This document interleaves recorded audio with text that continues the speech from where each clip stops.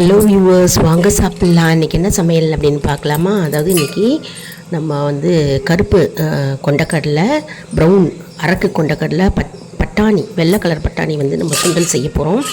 அதாவது நல்லா முளை கட்டியிருக்கு பாருங்கள், பெருசு பெருசாக. அதாவது ஃப்ரிட்ஜில் ஏற்கனவே வாஷ் பண்ணிவிட்டு 4-5 நாள் ஃப்ரிட்ஜில் வச்சுட்டு வெளியில் எடுத்ததுங்க.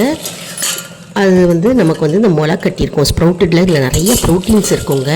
நமக்கு பொரியல் இன்றைக்கி செய்யறதுக்கு எந்த காயும் இல்லை அப்படின்னா டக்குன்னு நம்ம இந்த பட்டாணி, கொண்டக்கடலை, ப்ரௌன் கொண்டக்கடலை, அரக்கு கொண்டக்கடலை சுண்டலாக நம்ம செஞ்சிடலாம்.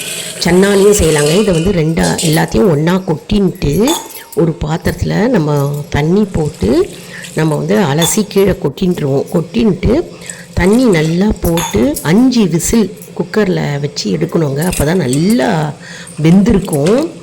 வெந்த பிறகு நம்ம எடுத்து ஒரு வாண்டியில் போட்டு நம்ம இதை அப்படியே செஞ்சிடலாம். இதை ரொம்ப ஈஸிங்க செய்யறது, டக்குன்னு ஈஸியாக 5 மினிட்ஸை செஞ்சிடலாம். கடுகு, உளுத்தம்பருப்பு, மிளகாய் வற்றல், கருவேப்பிலை, பெருங்காயம் போட்டு 2 ஸ்பூன் எண்ணெய் போட்டு தாளித்து கொட்டின்னு இருக்கோம். நம்ம இதில் கொண்டக்கடலையில் பட்டாணிலையும் மஞ்சள் பொடி போட்டுருக்கோம். பாருங்கள் எப்படி நல்லா ஊறிருக்கு. மிளகாப்பொடி தேவைக்கேற்ப மிளகாப்பொடி போட்டுக்கலாம், தேவைக்கேற்ப உப்பு போட்டுக்கலாம், பெருங்காயம் போட்டுக்கலாம்.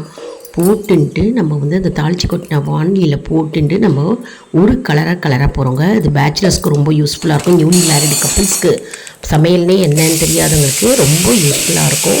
உடலுக்கு ரொம்ப சத்துங்க. Protein, high rich protein. ஏன்னா ஸ்ப்ரவுட்டடாக இருக்குது.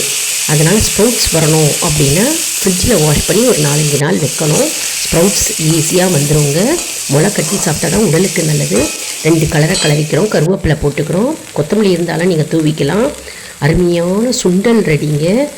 அடிக்கடி வாரத்தில் 2 நாளாவது நீங்கள் செஞ்சு பாருங்கள். லைக் பண்ணுங்கள், ஷேர் பண்ணுங்கள்.